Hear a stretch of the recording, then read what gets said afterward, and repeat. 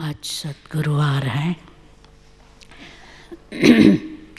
बाबा हमें याद दिलाते हैं, अमृत वेले सवेरे सवेरे उठ बाबा से मीठी मीठी बातें करो।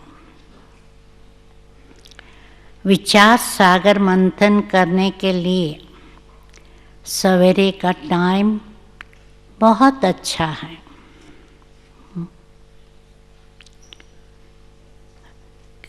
क्योंकि जगदीश भाई भी अपना जो भी लिखना करना होता था, अमृत वेला जल्दी करके फिर लिखत का कार्य करते थे। तो जो भी समझो आर्टिस्ट है, ये है, उन्हों को सवेरे सवेरे मंथन करना भी सहज होता है। बाबा कुछ प्रेरणा भी देते हैं और उनको टचिंग भी होती है। तो आज का प्रश्न है, भक्त भी भगवान को सर्वशक्तिमान कहते हैं और तुम बच्चे भी, लेकिन दोनों में अंतर क्या है?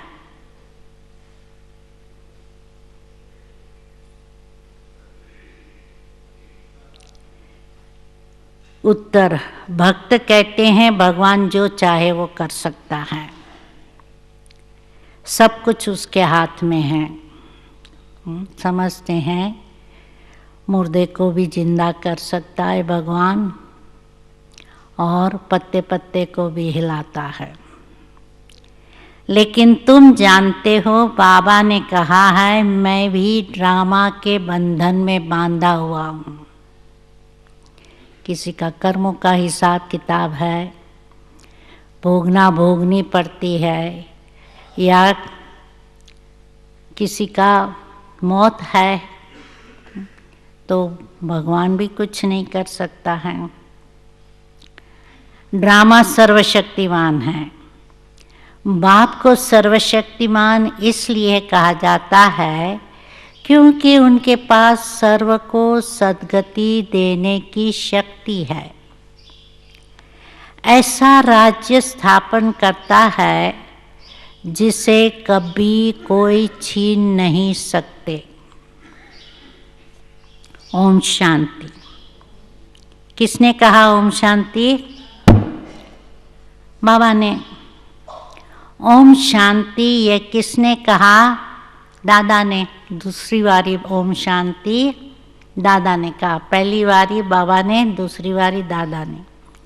अब तुम बच्चों ने ये पहचाना है, ऊंच से ऊंच की महिमा तो बहुत भारी है।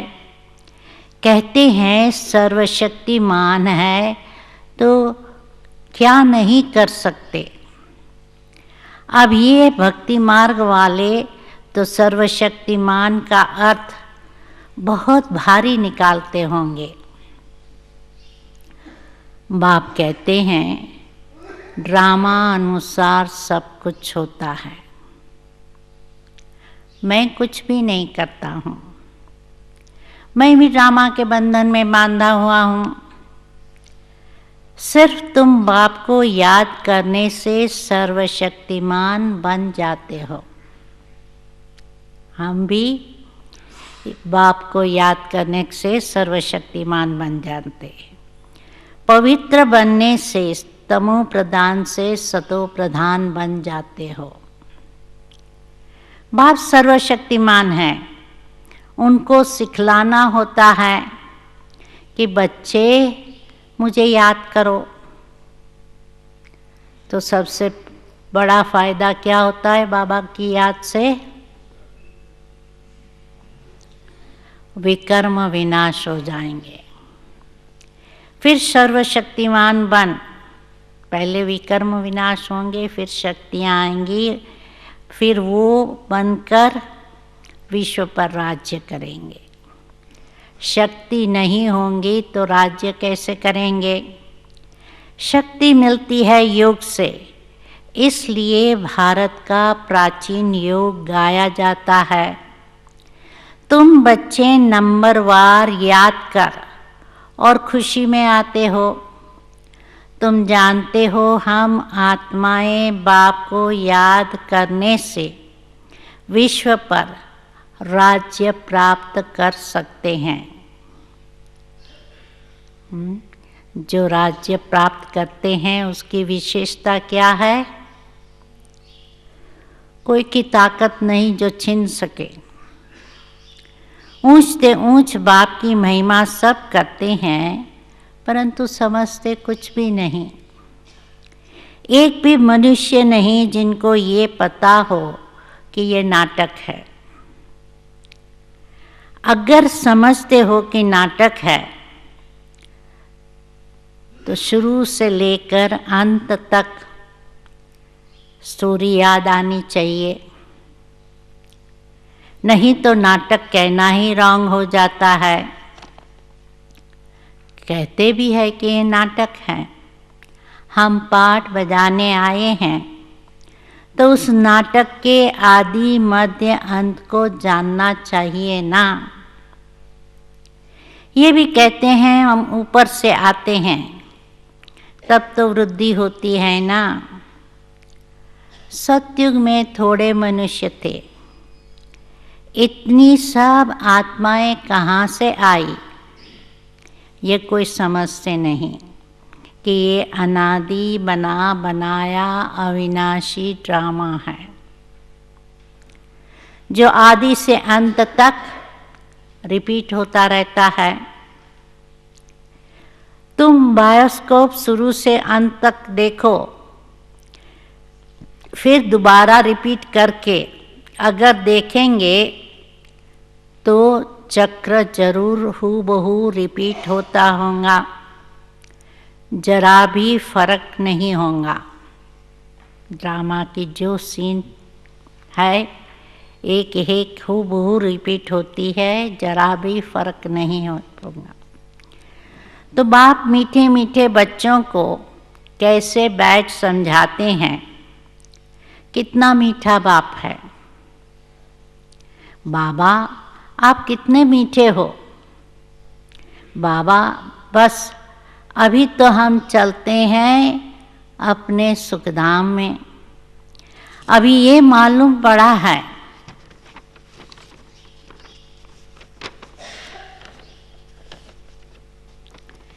आत्मा पावन बन जाएंगी तो दूध भी पावन मिलेगा। श्रेष्ठाचारी माताएं बहुत मीठी होती है। समय पर आप ही बच्चे को दूध पिलाती है। यहाँ तो बच्चे को रोना पड़ता है, तब माँ को मालूम पड़ता है कि बच्चा भूखा हुआ है। बाबा कहते हैं वहाँ बच्चे को रोने की दरकार नहीं होती है। ऐसे ऐसे ये भी विचार सागर मंथन करना होता है। सुबह को बाबा से बात करने से बड़ा मजा आता है। बाबा आप कितनी अच्छी युक्ति बताते हो। श्रेष्ठाचारी राज्य स्थापन करने की। फिर हम श्रेष्ठाचारी माताओं की गोद में आएंगे। अनेक बार हम ही इस सृष्टि में आए हैं। अभी हमारे खुशी के दिन आते हैं। ये खुशी की खुराक है, इसलिए गायन भी है। हमारी खुशी का कौन सा गायन है? अतीन्द्रिय सुख पूछना हो तो गोप गोपियों से पूछो। अब हमको बेहद का बाप मिला है। हमको फिर से स्वर्ग का मालिक श्रेष्ठाचारी बनाते हैं तो कल्प कल्प हम अपना राजभाग लेते हैं। राजभाग लेते हैं, फिर हार खाते हैं, फिर जीत पाते हैं। अभी बाप को याद करने से ही रावण पर जीत पानी है, फिर हम पावन बन जाएंगे। वहाँ लड़ाई दुख आदि का नाम नहीं और कोई खर्चा नहीं। भक्ति मार्ग में जन्म जन्मांतर कितना खर्च किया, कितने धक्के खाए, कितने गुरु किए।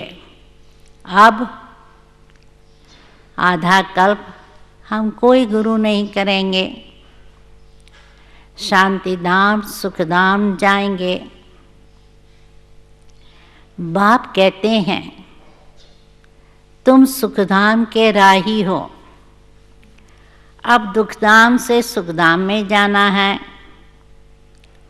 वो हमारा बाबा कैसे हमें पढ़ा रहे हैं, तो हमारा यादगार भी यहाँ है।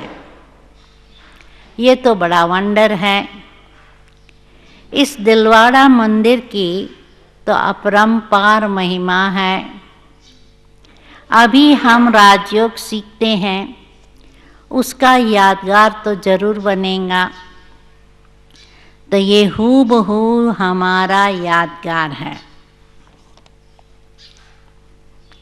दिलवाला टेम्पल हूबहू हमारा यादगार है। बाबा मम्मा और हम बच्चे बैठे हैं, नीचे योग सीख रहे हैं और ऊपर में स्वर्ग की राजाई है। झाड़ में भी कितना क्लियर है। तो बाबा ने कैसे साक्षात्कार कराकर फिर चित्र बैठ बनवाए हैं। झाड़ त्रिमूर्ति, गोला, लक्ष्मी नारायण, कृष्ण, शिव बाबा, ये मुख्य जो चित्र है सब साक्षात्कार हुआ था। और जो साक्षात्कार हुआ वो बैठकर उसके ऊपर चित्र बनाए। तो उन दिनों में तो कोई आर्टिस्ट को नहीं लेते थे, अपना विश्वरतन दादा ही वो पिक्चर बनाते थे और फिर संदेशी बाबा मम्मा करेक्शन करते गए।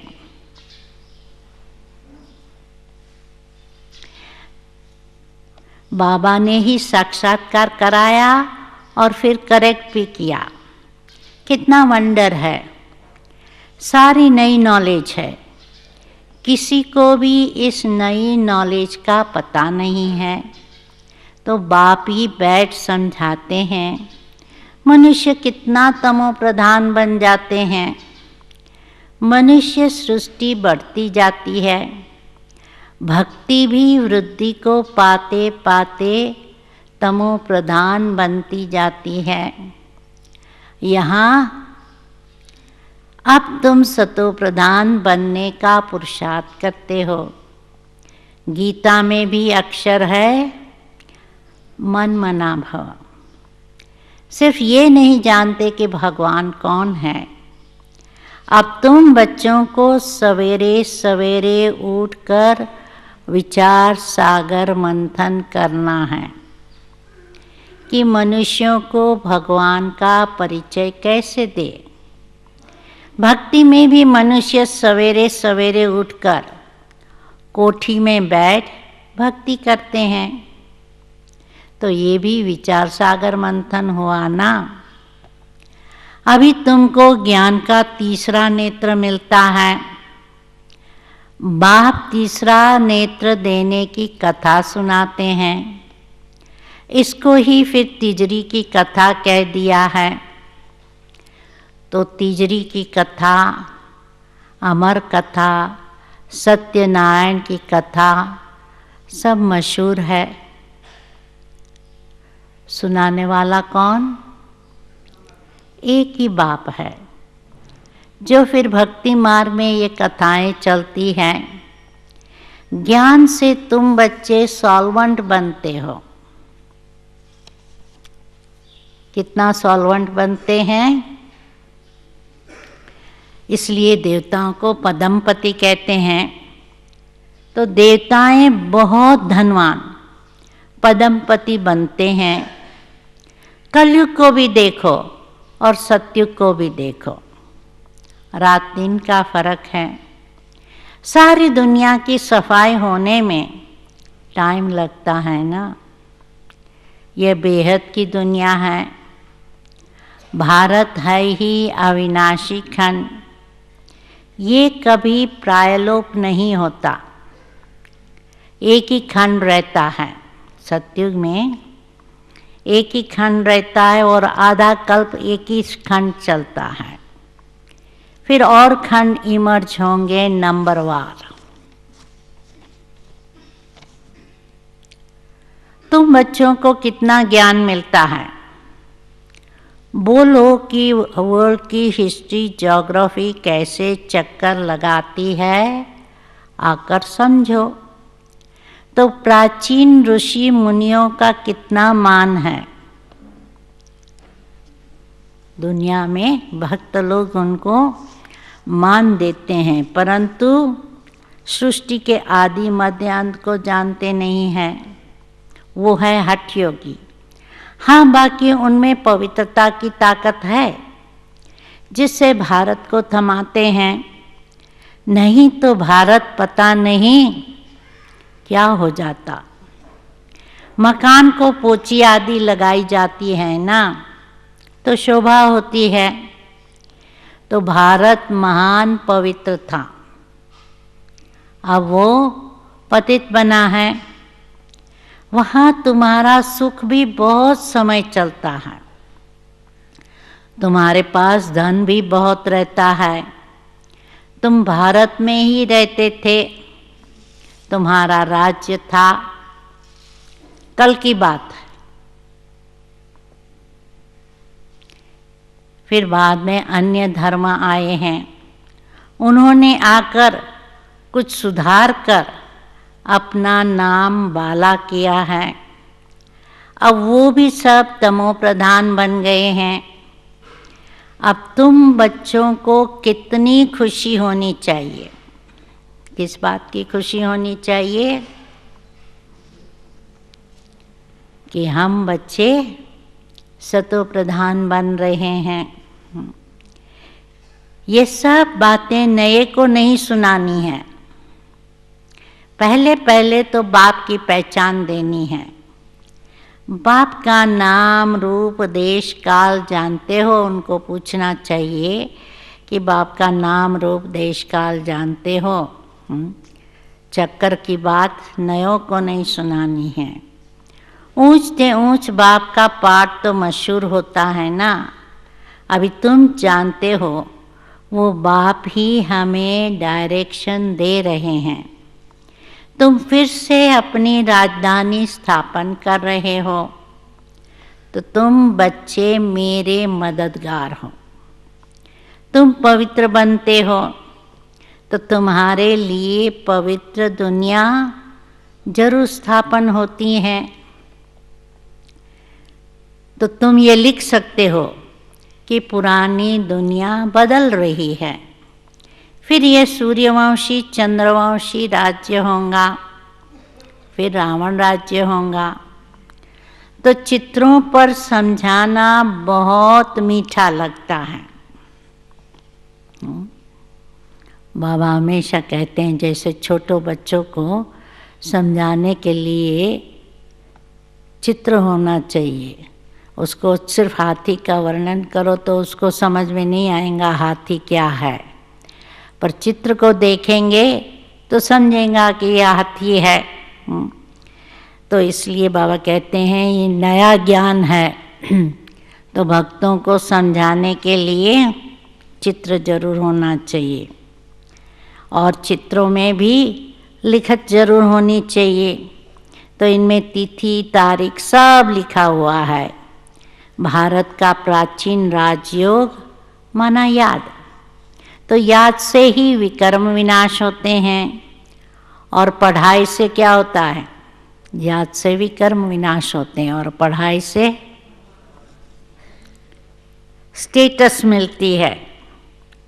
देवी गुण भी धारण करने हैं। हाँ, इतना जरूर है कि माया के तूफान आएंगे, तो सवेरे उठकर बाबा से बातें करना बड़ा अच्छा है। भक्ति और ज्ञान दोनों के लिए ये सवेरे का टाइम बहुत अच्छा है। तो मीठी मीठी बातें करनी चाहिए। तीसरी चौथी बारी बाबा रिवाइज कराते हैं कि सवेरे उठ मीठी मीठी बाबा से बातें करनी चाहिए कि अभी हम श्रेष्ठाचारी दुनिया में जाएंगे। बूढ़ों के दिल में तो ये रहता है ना कि हम शरीर छोड़ गर्भ में जाएंगे, तो बाबा कितना नशा चढ़ाते हैं। ऐसी ऐसी बातें बैठ करो तो भी तुम्हारा जमा हो जाए, पुण्य का खाता जमा हो जाएगा सिर्फ मीठी मीठी बातें करने से। शिव बाबा हमें नरकवासी से स्वर्गवासी बना रहे हैं, तो पहले पहले हम आते हैं सतयुग में, शुरू में हम आते हैं, सारा ऑल राउंड पार्ट हमने बजाया है। अब बाबा कहते हैं इस छी छी चोले को छोड़ दो, देश सहित सारी दुनिया को भूल जाओ। तो ये है बेहद का सन्यास। वहाँ भी तुम बूढ़े होंगे तो साक्षात्कार होगा। सतयुग में मौत आने के पहले साक्षात्कार होता है कि हम बच्चा बनेंगे, अभी तो खुशी होती है। बचपन तो सबसे अच्छा है। ऐसे ऐसे सवेरे बैठ विचार सागर मंथन करना है, पॉइंट्स निकलेंगे तो तुमको खुशी होंगी। खुशी में घंटा डेढ़ घंटा बीत जाता है। जितनी प्रैक्टिस होती जाएंगी उतनी खुशी बढ़ती जाएंगी और बहुत मज़ा आएगा। और फिर घूमते फिरते याद करना है। फुर्सत बहुत है, हाँ विघ्न पड़ेंगे, उसमें कोई शक नहीं। धंधे में मनुष्य को नींद नहीं आती, सुस्त लोग नींद करते हैं। बाबा बच्चों को प्रेरणा देते हैं कि ये कमाई है, सवेरे का टाइम उठकर विचार सागर मंथन करने का टाइम कमाई का है। तो जैसे दुनिया वाले में धंधे याद करते हैं, कमाई करते हैं, तो नींद नहीं आती। नींद किसको आएंगी? जो सुस्त लोग हैं। परंतु तुम जितना हो सके शिव बाबा को ही याद करते रहो। तुमको बुद्धि में रहता है शिव बाबा के लिए हम भोजन बनाते हैं। ब्रह्मा भोजन तब बनता है जब शिव बाबा की याद में शिव बाबा के लिए बनाते हैं। तो शिव बाबा के लिए हम ये करते हैं, तो भोजन भी शुद्धि से बनाना है। ऐसी चीज ना हो जिससे खिटपिट हो जाए। बाबा खुद भी याद करते हैं। ब्रह्मा बाबा अपना अनुभव सुनाते हैं, मैं भी खुद याद करता हूँ। बाबा को सवेरे सवेरे उठ याद करता हूँ। मीठे मीठे सिकिल ध्येय बच्चों प्रति माता पिता बाप दादा का याद प्यार और गुड मॉर्निंग। रूहानी बाप की रूहानी बच्चों को नमस्ते। रूहानी बच्चों की रूहानी बाप दादा को याद प्यार गुड मॉर्निंग और नमस्ते। धारणा के लिए मुख्य सार। पहला, सवेरे सवेरे उठकर बाबा से मीठी मीठी बातें करनी है।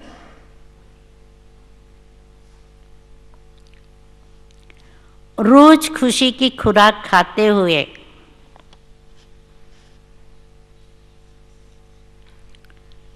अतीन्द्रिय सुख का अनुभव करना है।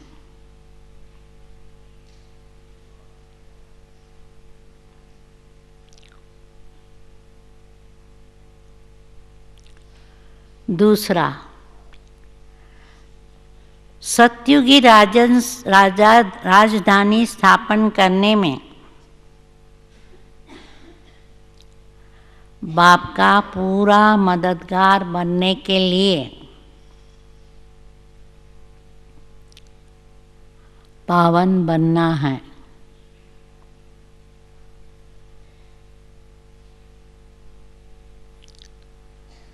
याद से विकर्म विनाश करने हैं।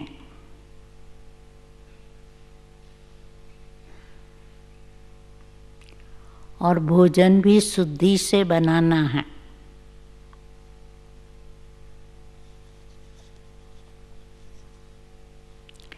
वरदान। अटेंशन रूपी घृत द्वारा, अटेंशन रूपी घी के द्वारा आत्मिक स्वरूप के सितारे की चमक को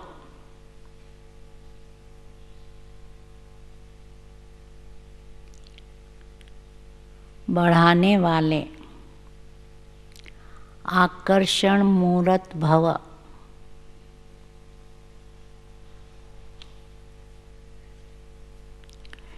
तो आत्मा की आकर्षण तब बढ़ेंगी, सितारा आत्मा रूपी सितारे की चमक बढ़ेंगी। आकर्षण मूर्त तब बनेंगी जब अटेंशन रूपी घी होगा।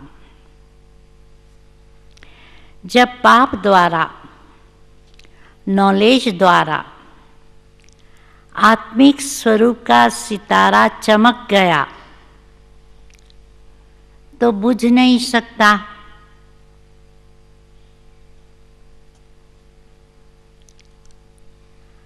लेकिन चमक की परसेंटेज कम और ज़्यादा हो सकती है।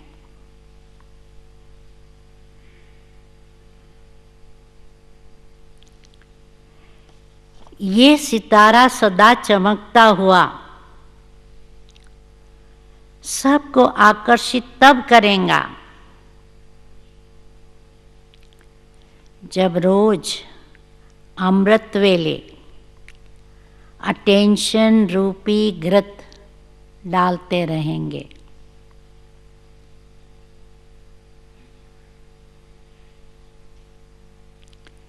जैसे दीपक में घृत डालते रहते हैं तब वो एक रस जलता है।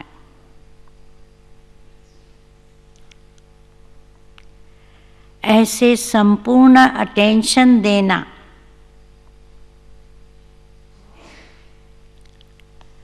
अर्थात बाप के सर्व गुण व शक्तियों को स्वयं में धारण करना,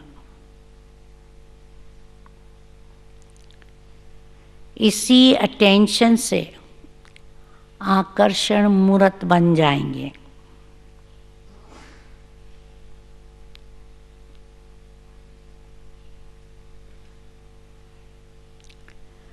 स्लोगन। बेहद की वैराग्य वृत्ति द्वारा,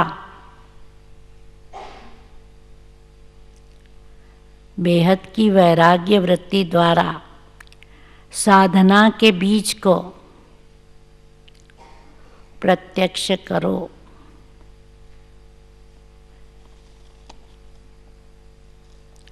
जब तक वैराग्य नहीं है तो साधना डीप नहीं हो सकती है। तो बीज को प्रत्यक्ष करने के लिए वैराग्य वृत्ति जरूर चाहिए। ओम शांति।